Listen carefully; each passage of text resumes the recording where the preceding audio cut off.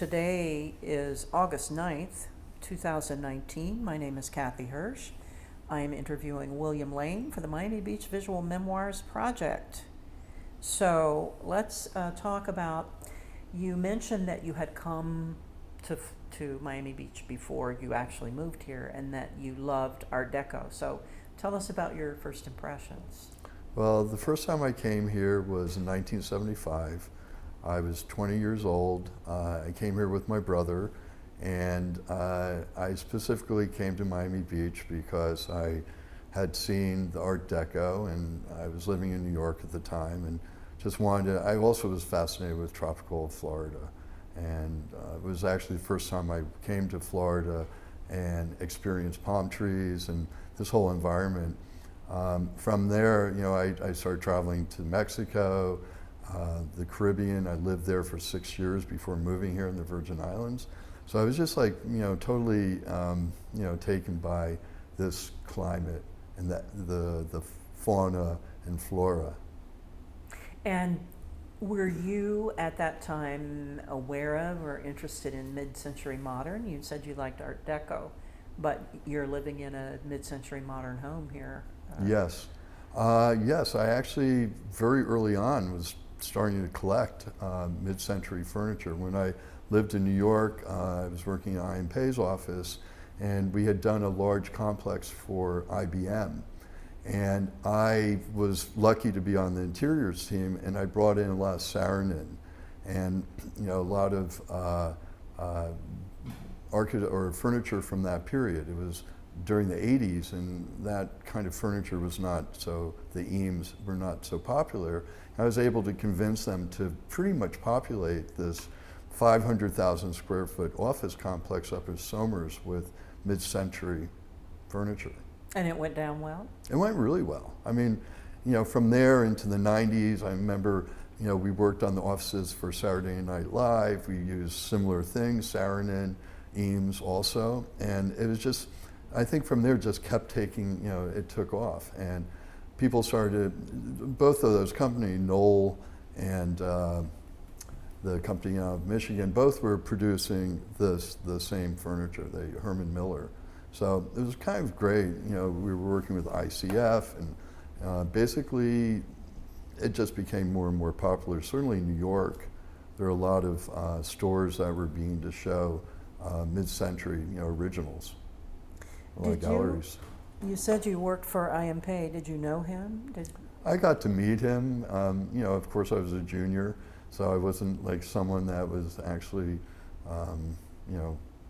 personally knew him. He would walk through, and of course he was this sort of star. And so were you an apprentice there? This was after graduating from school that I got to work there. It was one of my first jobs. And this was in 1983. It was during the time he was actually working on the Louvre. So it was kind of an exciting time in the office. And of course his work is, certainly the stuff from the 60s, just pretty iconic.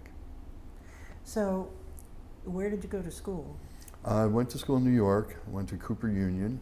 It's a small school in the East Village. And actually started there in the art school and then transferred into architecture. What were your influences? Back then, I suppose art. I loved Paul Klee. I loved Miro, Picasso.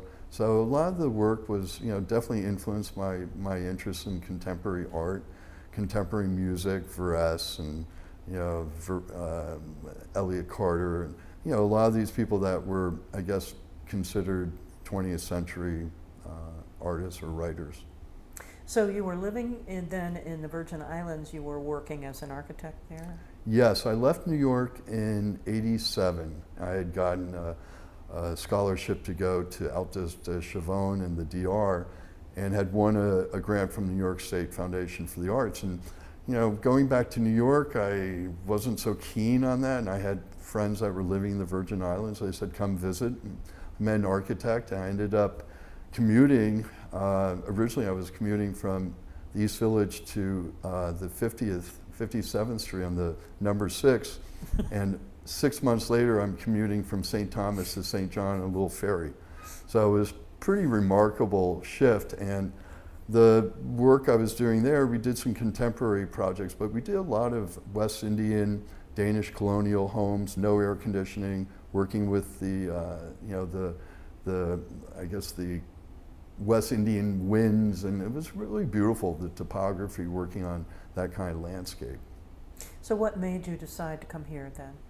Well, it was interesting. I had a client who was a commercial filmmaker, and he knew I was kind of perplexed as far as where to go next. I was thinking of going back to New York, but I was also checking out LA, interviewed with Frank Gehry, and then he was saying, there's a lot going on in South Beach. You should think about Miami Beach as sort of like this hot spot. And this was probably 1990. So I came back. I had visited here in '87, probably came back the following year, stayed at the Tides, and was really impressed with what was becoming somewhat of a bohemian community.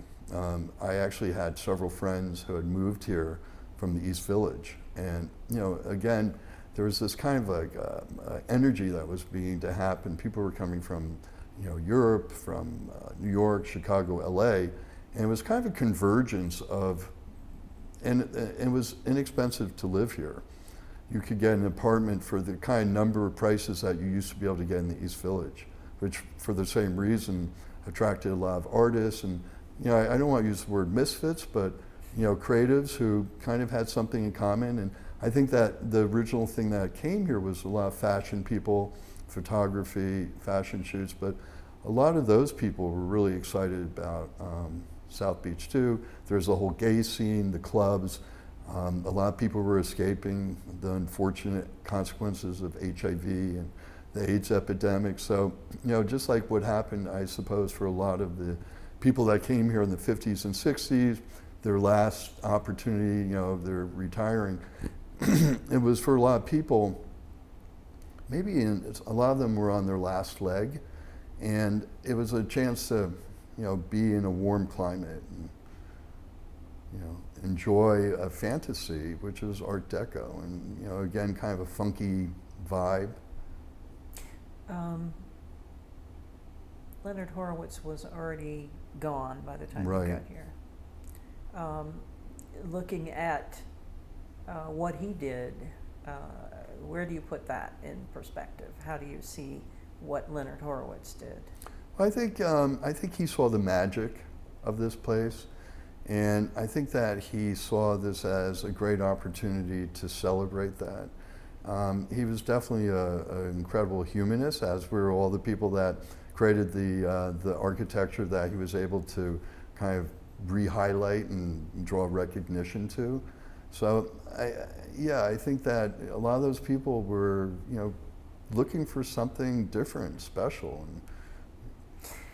So tell us about the lifeguard stations and that project. When did that start, and how did you come to be? Where was it a competitive process, or were you asked to do it? No, it was actually something I put out there. And I had moved from St. Thomas a year before and had gone through Hurricane Hugo. And so I had lost my house, and I was finishing up some projects. And again, I was looking for a place to move to. But I decided— You lost your house in St. Thomas? In St. Thomas, yeah. I was totally blown away. So I ended up moving here, and when the hurricane happened, it was like right after I got here, Andrew hit.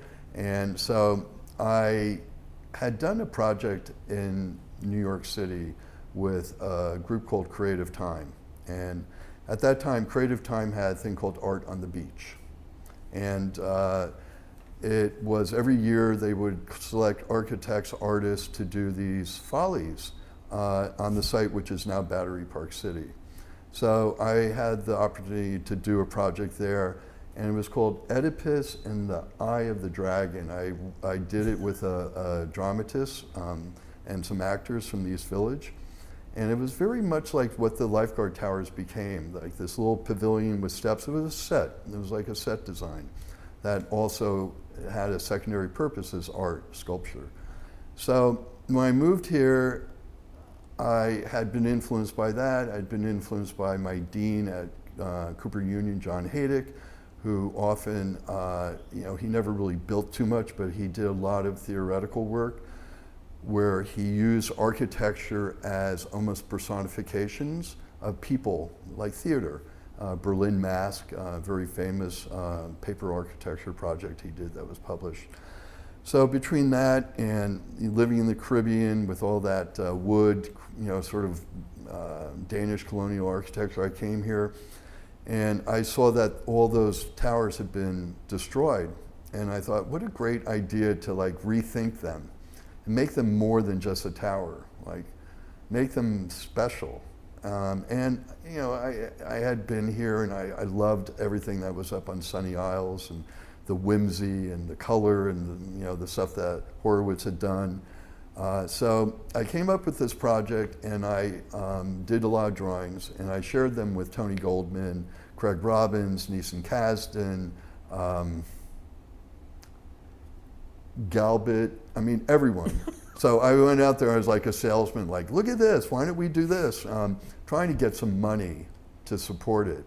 So in the end, Neeson, Roger Carlton was the city manager at the time. He said, let's do this. Was so they Neeson funded. mayor then? He was. And we built 5 of them on Loomis Park, just the 5 original ones. And they got a lot of attention. They became somewhat iconic. A lot of travel guides put them on their covers, and it was really fun. It was like instant, like what a great idea. How perfect. And so it was a simple idea that had a lot of, I think at that time at least, a lot of attention, got a lot of attention, and became somewhat representative of the emerging South Beach scene. So they became almost instantly iconic? I think so. Yeah, used a lot. What covers were they on, do you remember? There were photos, they were on Lonely Planet. They were actually multiples used on the Yellow Pages that year. When you go into the Miami airport, when you leave, there was probably 20 huge pictures of them all going as you left along that wall. They were in Liberty travel ads in the New York Times. They were featured in Architectural Record. They were in Metropolis magazine. They got a lot of press. I wonder if there are any people who came just so they could see them, or because it said something to them. I don't know. I think it was just part of the whole experience. This is a fun place. Yeah, Loomis Park for that beach was the really popular one. So, it was so fun to go out there with all these cool people and to see these kind of different, set pieces on the beach that double-purposed.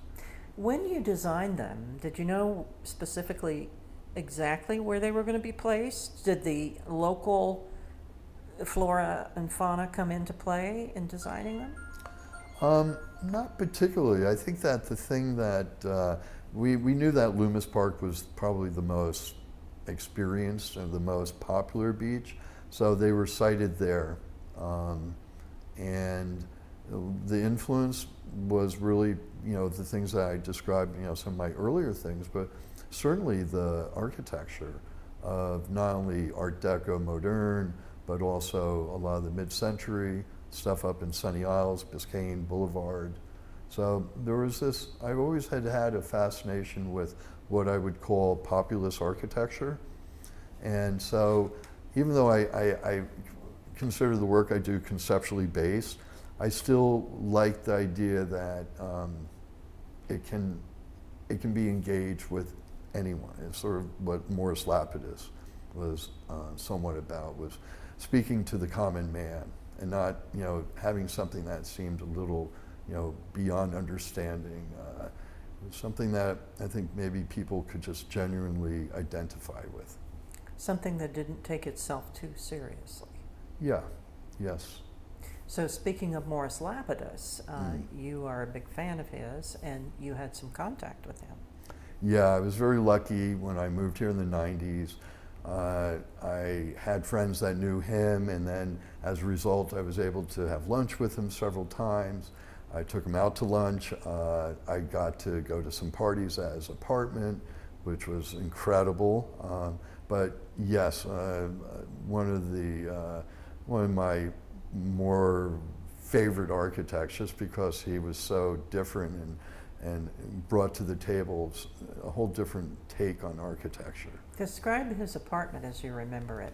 Well, his apartment was a duplex, and one of the most remarkable things was the dining room. And the dining room actually had like a little canopy, a little tempietto, and it was really beautiful. It had like fluted columns, gold, leafed columns, and then this incredible little dome cupola.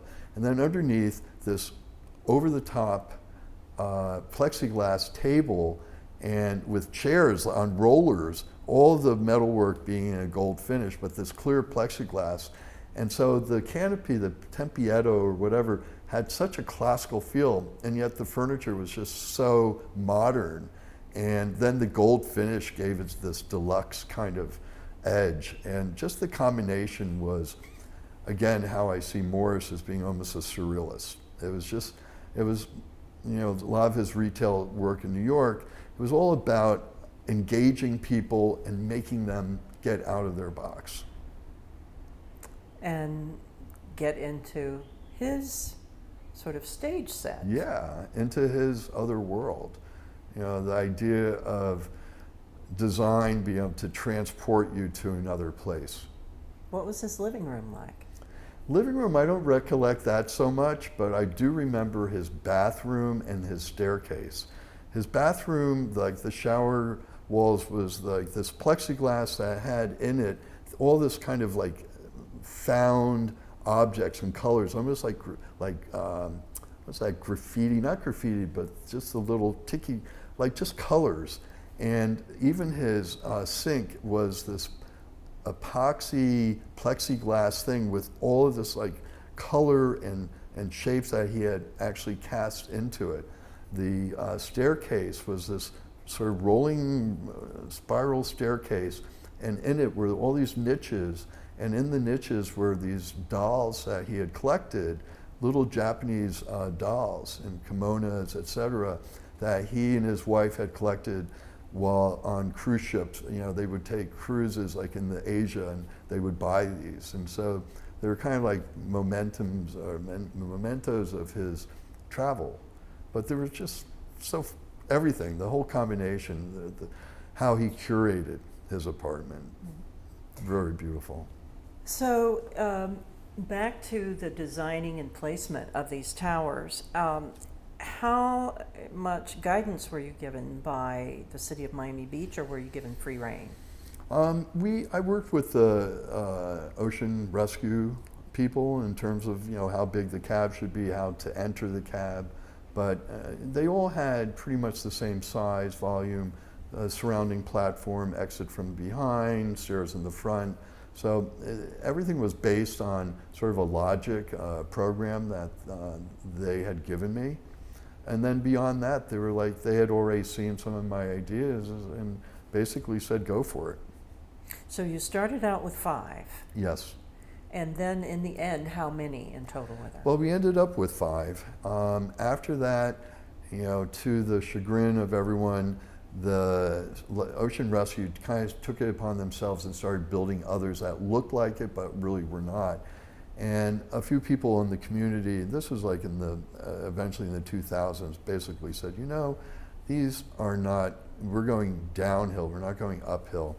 So there was a real push to encourage the city to go back to looking at lifeguard towers as being something that could be in the public space and would sort of give Miami Beach their own identity and maybe give it, bring it up a notch.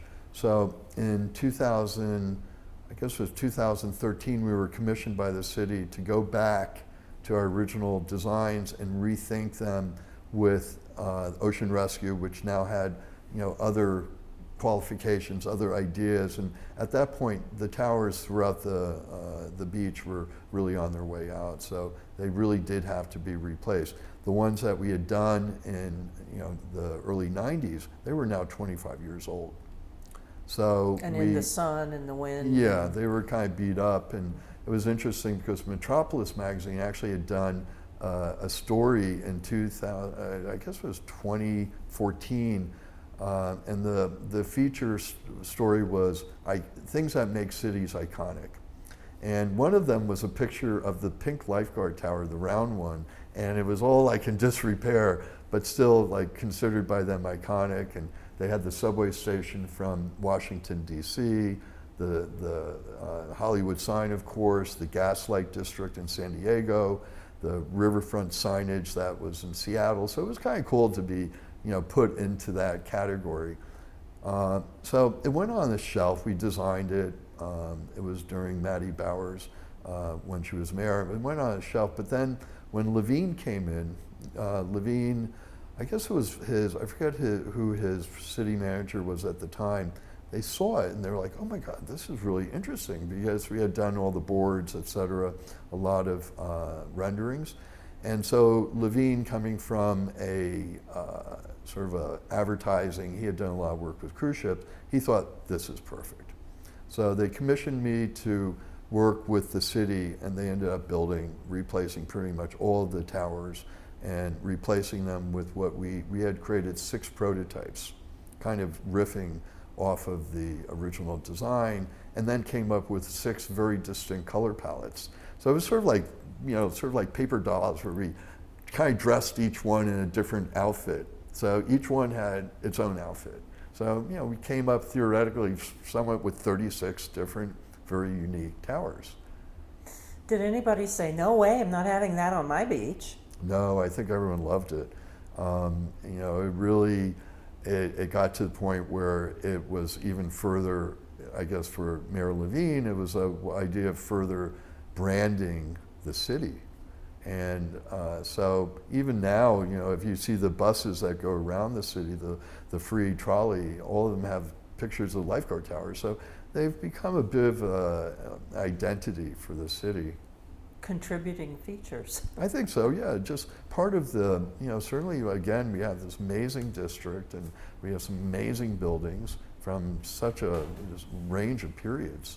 So what are you working on now? Right now, we're working on a park, mid-beach, the Par 3, with a group called Savino Miller, and landscape architect, and it's going to be 22 acres. There's going to be a lake in it, and we've done a few little pavilions. So that's kind of sort of in line with our interests in public space.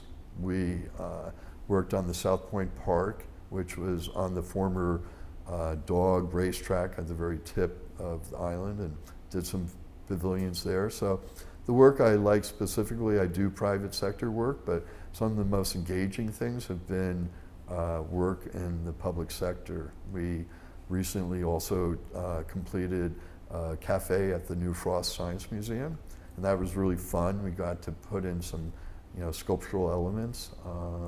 And then another project was in historical preservation project, was the new Freehand Hotel, which was comprised of 4 old historic buildings. One of them was Russell Pancoast's house on 27th and Indian Creek Drive. And then there was a Hohauser apartment building. There was a cottage that was originally on the ocean from 1918 that was moved like in 1925 to 28th Street mid-block, and then a hotel, the Indian Creek Hotel, which was designed by Pfeiffer and Pitt in 1936. So a group out in New York, Siddell Group, came and bought all of the properties. The house had been vacant and not used for almost 20 years. The Pancoast house. The Pancoast house. And so we restored the house. We worked with Roman Williams, the interior designer out of New York, and Savino Miller did the landscape, and we basically redid things. We created a little pavilion for a new kitchen and bathrooms, which was between the Pancoast and the Hohauser, so they kind of riffed on the 2 buildings, and created this kind of potpourri and adaptive reuse. We were lucky, and we won an award for that project with Dade Heritage Trust. Oh. So, it was really fun to go back and kind of like re-embrace or embrace some really beautiful buildings that were from different periods. Did they move some of them there? No, no. But the thing that was really special was there was this courtyard that had a huge ficus and overgrown bougainvillea, and the designer and we too didn't want to touch anything. We were like, this is amazing. So even when we repainted some things, we painted the original colors. We just didn't want to lose the patina, and which is, I think, the problem with a lot of the preservation. They'll redo these buildings like the National and then strip it on the interior of any kind of story. So the idea was, even though we had to rebuild the house, we redid it so it looked like it was the original rooms. So we had moldings and arches and just made it feel like it was a house. It was really fun. I would love to see that. Yeah, it's really great. It was great. What is it now? Well, there's the Broken Shaker as a bar inside of it. There's the Freehand Hotel. Still says Indian Creek Hotel. How do you spell that? Freehand, F-R-E-E-H-A-N-D. And so the house was turned into a restaurant called 27. Okay. And Broken Shaker, when we opened, won the James Beard Award as like the best bar in the country. It's like really the company Sedell Group are just phenomenal. They are just known for getting amazing properties in LA, New York, Chicago, Washington, and taking these historic buildings and just, they did the Ace Hotel in New York, really famous building, and just doing they're hipster, the sort of boutique hipster hotels. You mentioned the word story referring to the interior. Do you believe that these structures have a story? Would you elaborate on that? The story, you said you felt that you didn't want to disturb the patina because it has a story. I'm intrigued by that. Yeah, well, when you go into a space that has been used for a lot of times there's like second generation elements that begin to add to the overall mix, and I think that in some ways by not touching them, it leaves an imprint of different people who have impacted those spaces. So that in turn, that kind of brings with it kind of a sense of time. And buildings, we live in these buildings, they're only temporary. They're almost like renters. They move on, we move on, and the buildings stay. So I think that was one aspect to how we looked at the interiors on that project, was that we didn't want to erase everything. We recently interviewed Manny Milland, who, I don't know if you're familiar with him, but his family owned 20 some odd properties at one point, including some major hotels, the Atlantis, the Algiers, and they were in the period of time in ownership where there was a massive conversion to condos from old hotels, and of course that's how Galbert made his money. But the loss of the pictures that we saw of the lobbies, for example, it's just lamentable. Yes. Are there any things that stand out in your mind that you've seen from a preservation ethic that you think are lamentable? Not one in particular. I do feel that it was a trend where people would almost sterilize these interiors and not bring back maybe the original character of the interiors. And because of the nature of preservation, often the only thing you often are required to preserve is the lobby and, of course, the exterior of the building. But I often saw a lot of the buildings then going on a small budget, and then the rest of the hotel experience didn't really engage with maybe the original residents. Mm-hmm. Have you been to the Betsy? Yeah, beautiful. They did a great job. Pretty incredible, isn't it? Yeah, beautiful property. So that's definitely a commendable renovation. They did an over-the-top job. And taking in that building across the alley with Yes. that skyway. Yep. Yes. Pretty amazing. Yeah. It's amazing when given the creative space to do things like that. Yes. Yes. There's a lot of, there's a lot of creativity, a lot of people in the city who have brought a whole other layer. Miami Beach has grown. I mean, in some ways it's grown a little bit too much, perhaps, and we see that, maybe too many nationals, and maybe it's gotten a little bit too big for its, from what it was maybe in the 90s, but change is sometimes inevitable. Mm-hmm. Can you foresee any changes or trends that you think might cause some kind of shift? Yeah, yes.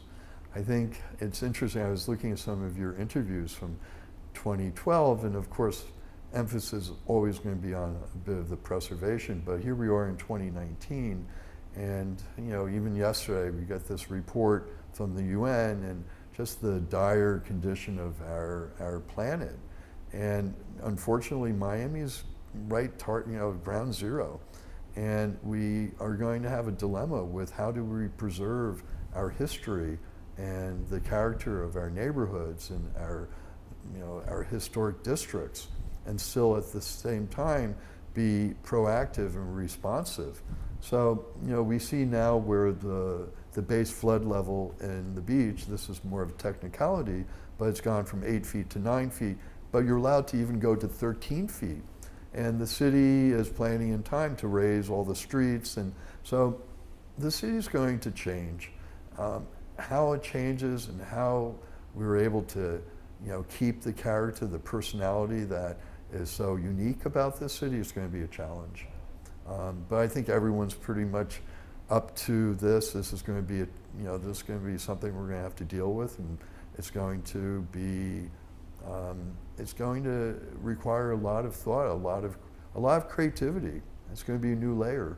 I'm very much for preservation, but as with many cities, you look at London or Paris, they evolve. Cities evolve.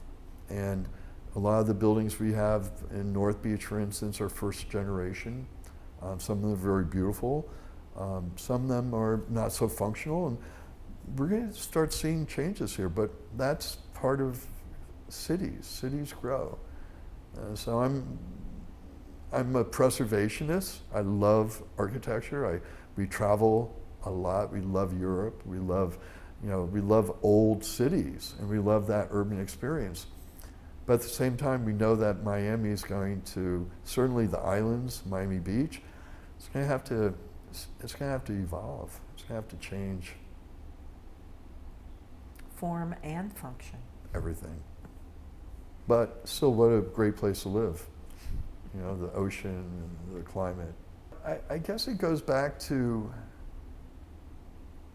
being conscious of the context of the building, the scale, and also the people that sort of experienced and lived in this city, the different, the group, the diversity of cultures that made up Miami, the people that originally created, then the people that over time, for economic reasons, it changed, and there were different groups, and all of them are part of the history. Not only do we have the physical history, but we have the memory. We have the memory of those times in history. So sort of the things that you're doing right now, where you're archiving this moment, this time, the people that have had a recent kind of recollection of time, I think that all adds up to the story of a place.